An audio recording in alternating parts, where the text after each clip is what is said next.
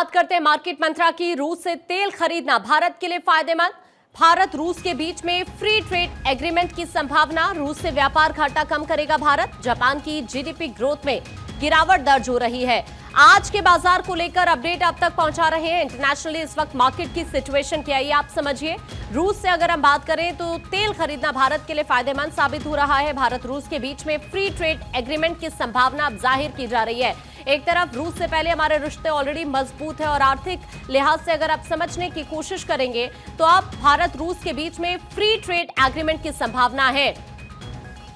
आकाश जिंदल जी इस वक्त हमारे साथ हैं, मार्केट एक्सपर्ट। आकाश जी, आपका बहुत स्वागत करती हूँ। भारत और रूस की अगर हम बात करते हैं तो ऑलरेडी अलग अलग सेक्टर्स में दोनों एक दूसरे को काफी सपोर्ट करते आए हैं। मार्केट के लिहाज से समझने की अगर कोशिश करें फ्री ट्रेड एग्रीमेंट को लेकर क्या प्रेडिक्शंस हैं आपकी? देखिए, फ्री ट्रेड एग्रीमेंट का फायदा देगा। फ्री ट्रेड एग्रीमेंट हो जाता है तो हिंदुस्तान का जो रूस के साथ डेफिसिट है एक्सपोर्ट का वो कम हो जाएगा। बस आज की तारीख में हम इम्पोर्ट बहुत ज्यादा करते हैं, एक्सपोर्ट बहुत कम करते हैं, तो वो डेफिसिट रिडक्शन हमारे लिए बहुत इंपॉर्टेंट है। That's of prime importance. Plus if you can buy discounted crude oil from Russia, that's going to be a huge advantage because dollar has already crossed 90 rupees mark.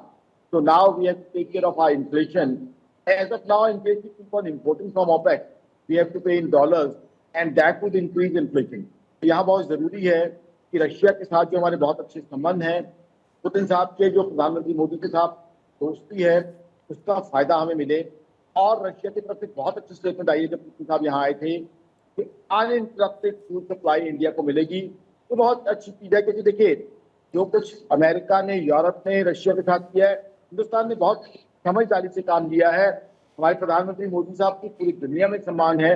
उन्होंने एक तरीके का इस तरह की अप्रोच रखी है कि रशिया के साथ हम ट्रेड भी कर रहे हैं, व्यापार भी कर रहे हैं, प्रेम भी है। दूसरी तरफ यूरोप और यूएस से भी हमारा व्यापार चल रहा है, तो उसका फायदा हिंदुस्तान की इकोनॉमी को मिलना चाहिए।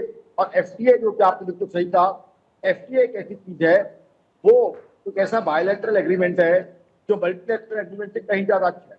क्योंकि आपने देखा होगा पीछे चाइना मल्टीलैटरल एग्रीमेंट करता रहा है, जिसका चाइना को कोई प्रैक्टिकल बेनिफिट नहीं मिला, बट हम बायलैटरल एग्रीमेंट करते हैं जिससे कंट्री की इकोनॉमी को फायदा मिलता है, चाहे यूके के साथ हमारी ट्रेड डील हो या और कंट्रीज के साथ। आई थिंक इससे हमारी जीडीपी में 0.5% के आसपास की ग्रोथ आ जाएगी, एफटीए जैसे ही होता है। साथ ही साथ एक्सपोर्ट का जो डेफिसिट है वो कम हो जाएगा।